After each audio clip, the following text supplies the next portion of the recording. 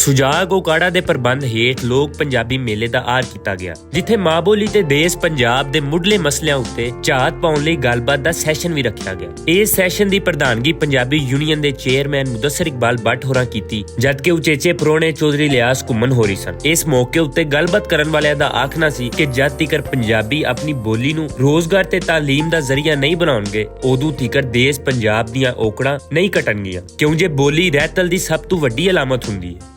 लेकिन मैं समझदा वां कि अगर असी पंजाबी जबान लई काम करांगे और पंजाबी जबान नूं अपनी तालीमी वारकार की जबान बनाने की कोशिश करांगे तो तां ही नवीं नस्ल वारिस शाह नूं पढ़ सकेगी, बुल्ले शाह नूं पढ़ सकेगी, मियाँ मुहम्मद बख्श नूं पढ़ सकेगी, बाबा फरीद नूं पढ़ सकेगी। और उहदे वास्ते यकीनन साडे अकाबरीन ने बहुत काम कीता है। पंजाबी जबान तुहानू धरती दे नेड़े लिआउंदी है, तुहानू अपने बाबियां बजुर्गां ओ 5000 साल या उस तो भी लम्मा अरसा जिन्ने तुहाडे दादे पड़दादे लगड़ दादे गुजरदे ओ माइयां ओ जिन्हां दियां लीरां ਹੁੰਦੀਆਂ ਸਨ, ਬੋਛਣ ਜਿਹੜੇ ਸਨ, ਲੇਕਿਨ ਉਹਨਾਂ ਪੰਜਾਬੀ ਜ਼ਬਾਨ ਨੂੰ 5000 ਸਾਲ ਦਾ ਸਫ਼ਰ ਕਰਾ ਦਿੱਤਾ। ਨਾਰਾ ਨਾਰਾ ਨਾਰਾ ਪੰਜਾਬੀ ਜਿਵੇਂ ਪੰਜਾਬ ਜਿਵੇਂ ਪੰਜਾਬੀ, ਨਾਰਾ ਨਾਰਾ ਨਾਰਾ ਪੰਜਾਬੀ ਜਿਵੇਂ ਜਿਵੇਂ ਜਿਵੇਂ ਪੰਜਾਬੀ। ਆਓ ਅਸੀਂ ਆਪਣੇ ਇਹਨਾਂ ਸੂਰਮਿਆਂ ਦਾ ਖੂਨ ਰਹਿਗਾ ਨਾ ਜਾਣ ਦੇਈਏ। ਅਸੀਂ ਆਪਣੀਆਂ ਰਵਸ਼ਾਂ ਨੂੰ, ਆਪਣੀਆਂ ਆਦਤਾਂ ਨੂੰ, ਅਸੀਂ ਉਹਨਾਂ ਕਮਜ਼ੋਰੀਆਂ ਨੂੰ ਅਸੀਂ ਆਪਣੇ ਵਸ ਵਿੱਚ ਕਰੀਏ ਜਿਹੜੀਆਂ ਅੱਜ ਪੰਜਾਬੀ ਤੇ ਪੰਜਾਬੀਆਂ ਦੇ ਨਾਂ ਨੂੰ ਬਦਨਾਮ ਕਰਦੀਆਂ।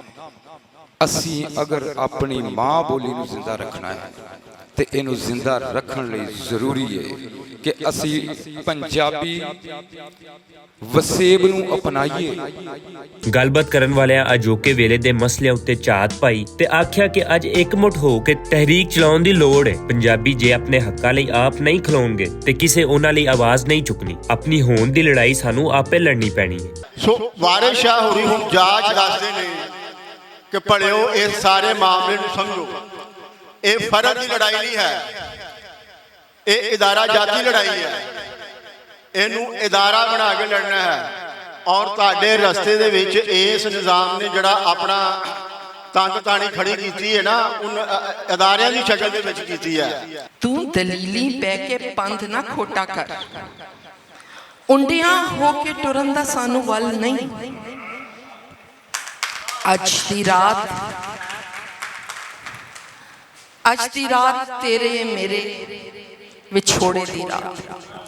ਸੋ ਅਸੀਂ ਉਸ ਹਸਤੀ ਤੋਂ ਵਿਛੋੜਾ ਵੀ ਲੈਣਾ, ਆਪਣਾ ਉਹ ਸੈਲਫ ਛੱਡਣਾ ਵੀ ਹੈ ਜਿਹੜਾ ਕਿ ਡਰ ਜਾਂਦਾ ਹੈ ਔਰ ਡਰ ਕੇ ਉੱਧਰ ਜਾ ਖਲੋਂਦਾ। ਸੋ ਇੱਕ ਰਾਤ ਰਾਵੀ ਦੀ ਫੈਸਲੇ ਦੀ ਰਾਤ ਹੈ ਔਰ ਅੱਜ ਦੀ ਰਾਤ ਮੈਨੂੰ ਲੱਗਦਾ ਕਿ ਸਾਡੇ ਲਈ ਫੈਸਲੇ ਦੀ ਰਾਤ ਹੋਣੀ ਚਾਹੀਦੀ ਹੈ ਕਿ ਅਸੀਂ ਕਿਸ ਪਾਸੇ ਖਲੋਤੇ। ਜੇ ਸਾਨੂੰ ਸਾਡਾ ਪੱਖ ਨਹੀਂ ਪਤਾ ਤੇ ਅਸੀਂ ਬੋਲੀ ਨਹੀਂ ਬਚਾ ਸਕਾਂਗੇ।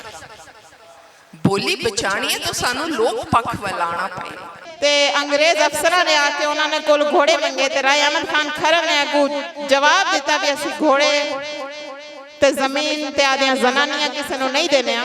ਉਹਨੂੰ ਇੱਥੋਂ ਦੇ ਲੋਕ ਅਦਬ ਦੇ ਵਿੱਚ ਤੇ ਲੋਕ ਪੰਜਾਬੀ ਸ਼ਾਇਰੀ ਦੇ ਵਿੱਚ ਲਿਖਦੇ ਹਨ ਕਿ ਨਾਲੇ ਸਾਡੇ ਪਾਸੇ ਨਾ ਇੱਥੇ ਬਰਕਲੇ ਨੂੰ ਬਰਕਲੇ ਮਿਸਟਰ ਬਰਕਲੇ ਨਹੀਂ ਬਰਕਲੀ ਆਖਿਆ ਜਾਂਦਾ ਹੈ ਵੀ ਬਰਕਲੀ ਨੇ ਆ ਕੇ ਉਹਦੇ ਕੋਲ ਜਦੋਂ ਮੰਗੇ ਵੀ ਰਾਏ ਅਹਿਮਦ ਦੇਵੇਂ ਘੋੜੇ ਤੇਰੇ ਲੰਦਨੋਂ ਲਿਖ ਲਿਓ ਸਾ ਨਾਮ ਨੇਕ ਨਾਮੀ। ਰਾਏ ਅਹਿਮਦ ਉਹਨੇ ਜਵਾਬ ਦਿੰਦਾ ਰੰਨਾ ਬੋਇੰਦ ਘੋੜੀਆਂ ਵੰਡ ਕਿਸੇ ਨਾ ਦਿੱਤੀਆਂ। ਬੁੱਤ ਹੁੰਦਿਆਂ ਬੁੱਤ ਦੇ ਵਿੱਚ ਸਾਹ ਸਲਾਮੀ। ਜਦੋਂ ਤੱਕ ਸਾਡੇ ਸਾਹ ਜ਼ਿੰਦਾ ਨੇ ਅਸੀਂ ਕਿਸੇ ਨੂੰ ਆਪਦੇ ਜ਼ਨਾਨੀਆਂ ਤੇ ਆਪਦੀ ਜ਼ਮੀਨ ਤੇ ਆਪਦੇ ਘੋੜੇ ਨਹੀਂ ਦੇ ਸਕਦੇ।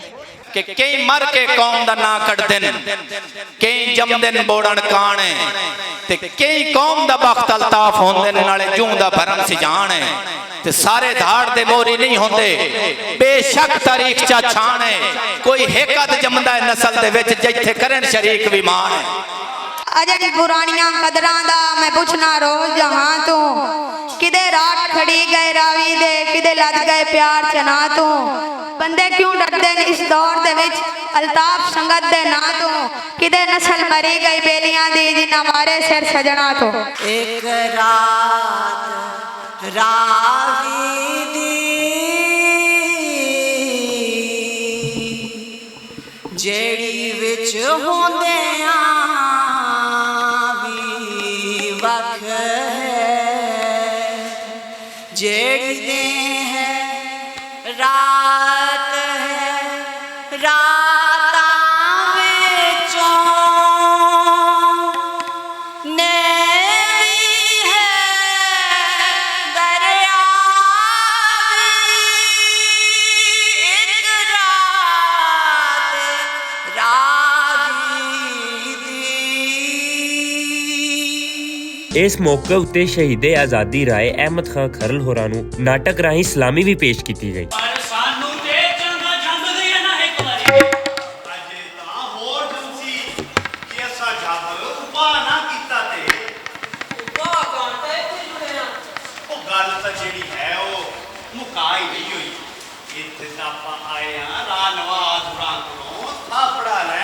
ਮੁੱਕੀ ਕੋਈ ਨਹੀਂ ਜੇ ਗੱਲ ਮੁਕਸੀ ਜੇ ਜਿਵੇਂ ਰਾਹ ਨਵਾਜ਼ ਆਖੀ ਕਰੋ ਬਰਕਤ ਦੇ ਹੋ ਗਿਆ ਅਸਾਂ ਗੁਨਾਹਗਾਰਾਂ ਦੇ ਥਾਪੜੇ ਦੀ ਕਿਹੜੀ ਲੋੜ ਹੈ।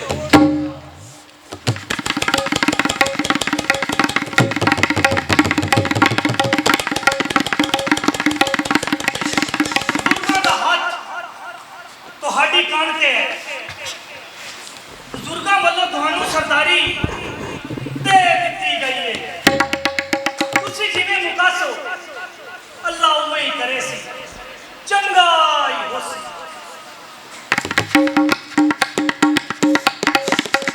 ਇਹ ਵੇਲਾ ਤਾਂ ਹੈ ਅੰਗਰੇਜ਼ ਨਾਲ ਮੋਟੀ ਗੱਲ ਮੁਕਾਵਾਂਗੇ। ਬਾਕੀ ਜਿਹੜੇ ਬੰਦੇ ਵੈਟ ਛੋੜ ਦੇ ਹਥਿਆਰ ਸਰਕਾਰੇ ਜਮਾ ਚਕਰਾਵਣ ਉਹਨਾਂ ਦੀ ਅਸਾਂ ਸਾਹਮਣੀ ਬਰੇਨੇ ਉਹਨਾਂ ਨੂੰ ਕੁਝ ਨਾ ਆਖਿਆ ਵੈਸੀ ਖੁਸ਼ੀ ਚਾਹੇ ਸਰਕਾਰ ਹੱਥਾਂ ਪਹੁੰਚੇ ਭਲਾਈ ਕਰੇ ਨੇ ਜਿਹੜੇ ਹਥਿਆਰ ਨਾ ਛੋੜਨ ਉਹ ਸਾਡਾ ਦਿਮਾਗ ਕੋਈ ਨਹੀਂ ਸਰਕਾਰ ਜਿਵੇਂ ਚਾਹੀ ਪਈ ਉਹਨਾਂ ਨਾਲ ਨਹੀਂ ਪਈ ਉਹ ਤਾਂ ਮੋੜਸ ਦੁਆ ਹੀ ਕਰ ਸਕਦੇ। ਲੋਕ ਪੰਜਾਬ ਮੇਲੇ ਵਿੱਚ ਮਿੱਥਿਆ ਗਿਆ ਕਿ ਆਪਣੀ ਰਹਿਤਲ ਬੋਲੀ ਤੇ ਸਹਾਫਤ ਦੇ ਵਧਾ ਲਈ ਅਗਾਂਹ ਵੱਧ ਕੇ ਕੰਮ ਕੀਤਾ ਜਾਵੇਗਾ ਤਾਂ ਜੇ ਪੰਜ ਦਰਿਆਵਾਂ ਦੀ ਧਰਤੀ ਦੀ ਪਛਾਣ ਹਮੇਸ਼ਾ ਜ਼ਿੰਦਾ ਰਹੇ। ਕੈਮਰਾ ਟੀਮ ਅਲੀ ਕੈਸਰ ਤੇ ਉਸਮਾਨ ਬੱਟ ਦੇ ਨਾਲ ਅਲੀ ਬਾਬਰ ਬੱਟ ਭੁਲੇਖਾ ਟੀਵੀ ਉਕਾੜਾ।